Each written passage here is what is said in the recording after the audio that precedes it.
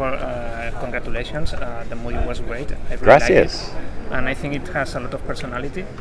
And talking about this personality, zombies are, when you think of zombies, usually they are chaos, they are the reason that the society collapses, they bring catastrophe. But in this case, it's almost inverted. It's like the catastrophe is what brings the zombies. And these zombies, instead of the chaos, they are like a way of dealing with the grief.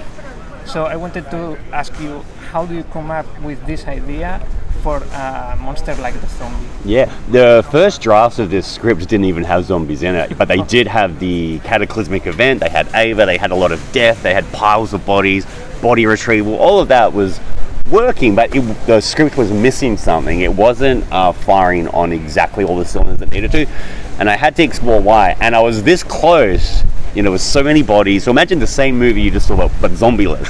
It almost, ironically, it's like there's no soul to that version of the movie without the zombies. Because once it clicked, I couldn't just add zombies because I wanted to do something that only if it was going to help reinform the theme about unfinished business and how when it comes to grief, not everyone knows what to do, and there is no silver bullet. You got to figure that shit out yourself to get catharsis. And once this idea of unfinished business and zombies and Ava's got unfinished business, did her husband have unfinished business, it all just felt like the perfect storm. Once that crossover happened, I started infusing them. The script was telling me that it was lacking something, and it was the zombies. And once they came in, it just now was firing on all cylinders. And I was just really, because I never thought it was going to be a zombie movie, and I was almost too scared to even dabble into it, because like, wow, come on, we've seen zombies, right? But only because we could do our own little twist on it. You know, you got to pay homage to the lore. Fast moving zombies, slow moving ones.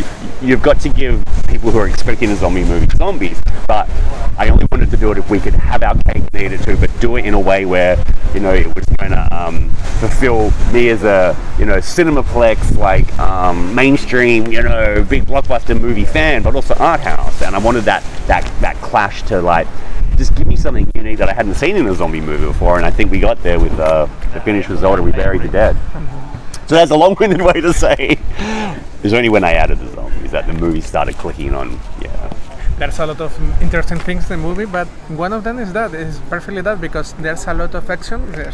It's 90 minutes, but there's a lot of things that you can think about it. I mean, after the production, I'm still thinking, because there's a lot of interesting things that you can think more about the zombies. Is that the grief, how they lose, the guilty.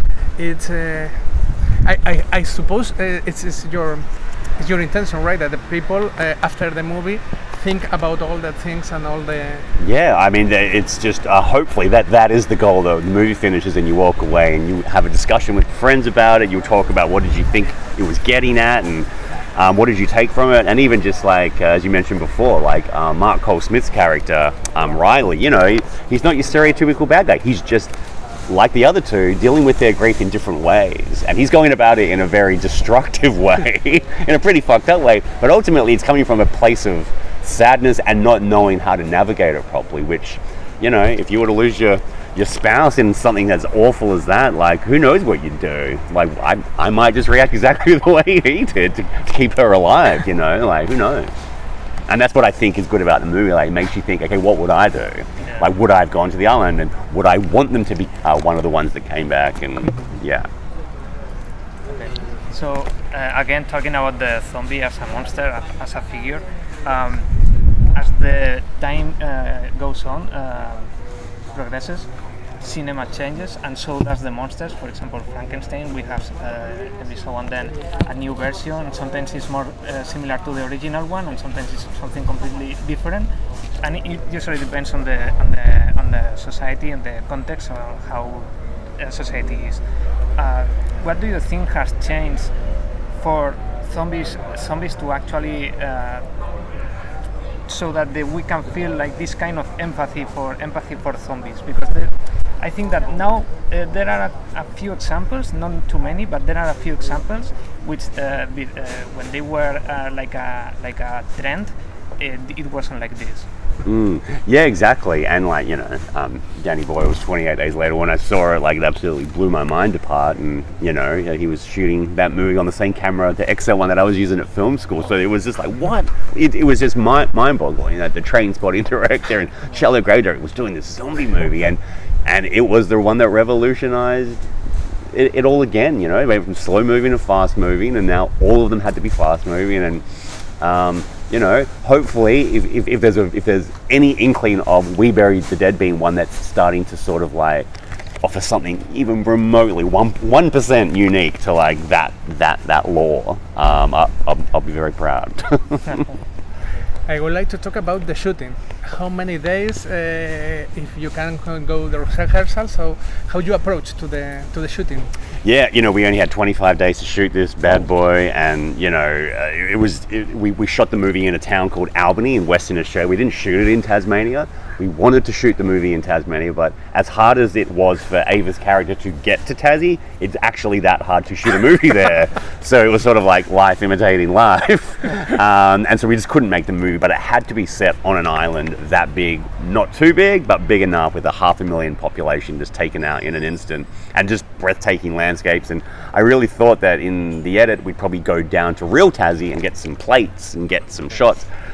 We did like maybe 3 shots in the edit, like in the real Tassie, like of like the hotel. Mm-hmm. Everything else was just Albany, Western Australia. It doubled as that entire place, and couldn't have done it without the help of that entire town, the amazing Western Australian crews, and then of course the cast who just gave it their all. And Daisy just offers something that I don't think people a side of her they haven't seen before on screen, and I hope that people really take notice of like just what she's doing. Like this whole movie rests on her shoulders, and like she's just amazing, like so watchable on screen. And only 25 days. 25 days, yeah. It's that's all you get in Australia. You're only allowed 25 days, and they're 10-hour shoot days as well, not 12. So time is of the essence when you're making an Australian feature. Not many time for improvisation or talking or. Well, that's why you just got to have pros. And the 3 leads of the movie, Daisy and the 2 fellas, like they just, they weren't fucking around. Like they were just in it. They were living the life of the movie, and you get a little bit of time to play around with the scene, but then you got to shoot it. And there was a lot of improv going on, strangely, in certain scenes that just, again, made the movie so much better. But ultimately, everyone read the blueprint, the script, and went, "Let's go!" Like, time was ticking every second. And you're doing zombies, you're doing all these VFX things and the prosthetics and action sequences, and but again, just an amazing team, that I surrounded myself with. You have mentioned 28 days later. I want to ask you for references that if you have for the movie. Oh, well, 28 days later is definitely a huge one, and just road movies, like anything from even just like Paper Moon to like, I just love 2 people on the road, that shouldn't be together, and like what happens, and just watching the fireworks that can result from that, and a yin to someone's yang. Like, this movie is me getting away with doing a film that I like watching, which is like characters who should not be on the road together by any stretch of the imagination. And it's like, what happens when you put people like that together and seeing that different side of themselves? We are talking earlier about in the movie there's not good people or bad people, are only people, because everything is fighting with his own feelings, because no one, not even the zombies are bad, because I think it's what do you want to do? Yeah. Well, this idea that Riley puts it best, like the ones that go on and start come back and then realize that this is all they are now. They grow agitated, and that through that agitation, they can become violent. But not all of them. Like then we then meet the dad, who's like his unfinished business is his family, and it's such a beautiful moment in the movie because you've just come through all these zombie kills, but then you hit one and you're like, oh right, anything goes really. And what would your unfinished business be if you were to rise from the dead and try to see something through? But I just had a lot of fun creating my own lore and then throwing these characters into it who aren't scientists, who don't know what what they don't know, you know, like, and I'm more interested in movies about ordinary people dealing with something like this than people who know what the fuck's going on. And as long as I've done my job as the creator to create the law, I didn't want to throw someone like an Ava in, who's a, you know, physical therapist from America, who's now somewhere that you would never ever expect to find yourself. It's interesting because Daisy, the character of Daisy, she knows, she has to know that there's no happy ending because he's asleep or he's a zombie. There's no other possibility, and the movie, except at the end, no spoilers, but there's no change for a happy ending or no change for. But she keeps and keeps and keeps, even if she knows that he's dead or he's a zombie, and if he's a zombie, there's no future. Yeah. So there's no hope. Yeah. I mean, this is very interesting for me because she knows there's no hope. But anyway, she has to come here. Which is exactly why at the very end of the movie, no spoilers, we find a way to give her that unexpected bit of hope, and that was always the ending in my mind. I just had to get her there. The reward. the reward after being kicked in the balls throughout 90 minutes of the movie, as you said, with this hopeless task. It's absolutely hopeless, but she has to do it. It's just a part of her soul that she has to have an answer.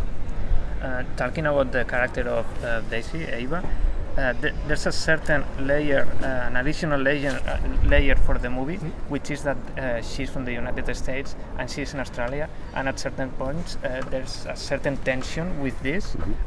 Why decide to put this character from the United States? Yeah, from day one, America was always the baddies of this movie, and you know, it's been great watching it with audiences because they're like, yeah, I'm so glad you made the United States the bad guys in this because they caused this thing and they're not even involved in the cleanup or the cathartic release for anyone. They're just not there. Yeah. They're like, whoops. And it's like, how is that not an accurate representation of the world we're currently living in? And, you know, I wrote the script 5 years ago, but it's only become more and more of a truthful thing that we're experiencing with them. So, yeah, it was never going to be any other country but America that causes this cataclysmic event out in the ocean. I think that's we are done. Thank you so much. Gracias.